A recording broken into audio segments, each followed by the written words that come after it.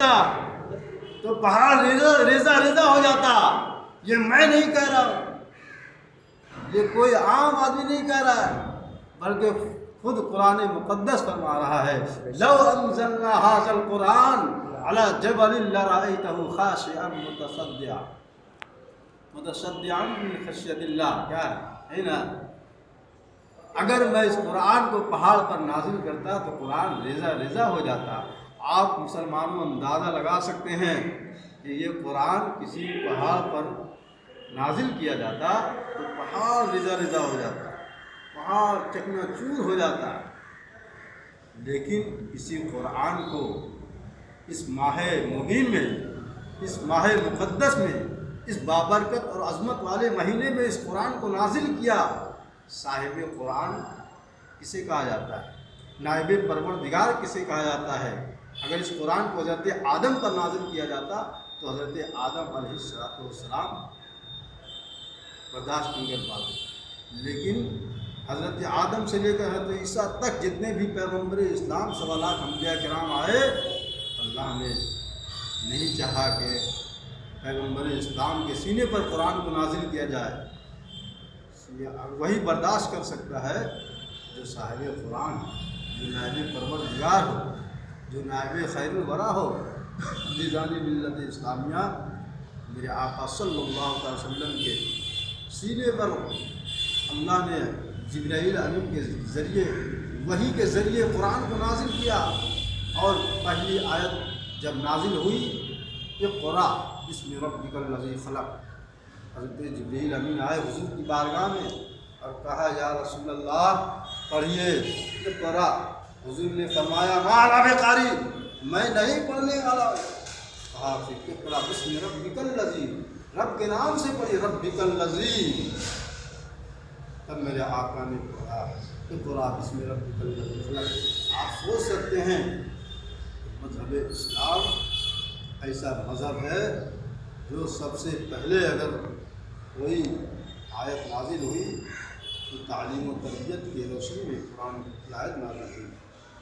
حضور کی حدیث ہے خیرکم من تعلم القرآن وعلمہ، ان میں سے سب سے بہتر، سب سے اچھا انسان وہ شخص ہے جو قرآن کو سیکھے اور قرآن کو سکھائے، دوسروں تک بھی یہ قرآن کو سیکھے اور دوسروں کو بھی سکھائے، دوسروں کو بھی پڑھائے.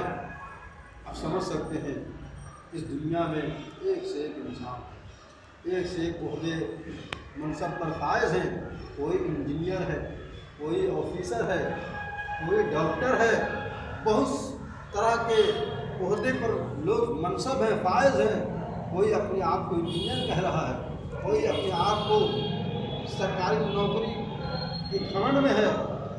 لیکن یاد رکھیے چاہے انجینئر ہو، چاہے آفیسر ہو، چاہے جتنے بڑے عہدے پہ منصب پر فائز ہو، اگر اس نے قرآن کو نہیں سیکھا، اگر اس نے قرآن کو نہیں پڑھا، اگر اس نے دین کی تعلیم سے آراستہ نہیں ہوا، یاد رکھیے اس کے سامنے جتنے بھی بڑے بڑے عہدے کے لوگ ہیں سب پیچھے رہ جائیں گے. حضور نے فرمایا کہ دنیا میں سب سے بہترین شخص وہ ہے خیرکم من تعلم القرآن وعلمہ، جس نے قرآن کو سیکھا دوسروں کو سکھایا.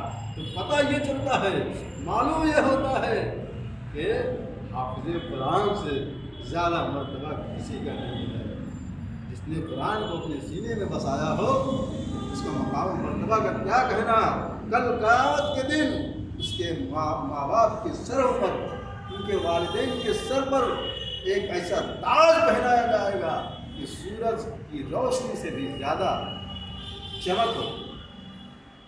لوگ حیران ہو جائیں گے، دیکھ کر پریشان ہوں گے کہ آخر کیا وجہ ہے کہ اس کے سر سے اس کے سر پہ جو تاج رکھا ہے، اس تاج میں اتنی روشنی کیوں آ رہی ہے. اس وقت لوگ کہیں گے کاش میں بھی اپنے بیٹے کو حافظ قرآن بنایا ہوتا.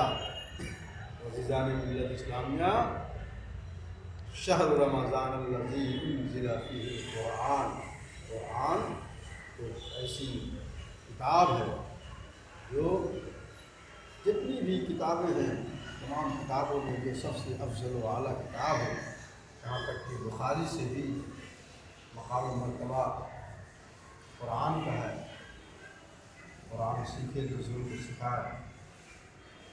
بس اسی چند لفظوں کے ساتھ میں یہ کہوں گا، قرآن ماہ رمضان مبارک قریب ہے، زیادہ سے زیادہ تلاوت کریں، تسبیح و تحلیل کریں۔ ماہ رمضان مبارک میں ایک حرف پڑھنے سے 70 نیکیاں ملیں، اور آئندہ دن اگر آپ دنوا پڑھتے ہیں تو ایک حرف میں 10 نیکی، اور اگر رمضان مبارک کے مہینے میں قرآن کی تلاوت کریں گے تو ایک حرف میں 70 نیکی، نفل نماز پڑھیں گے تو 10 حرف۔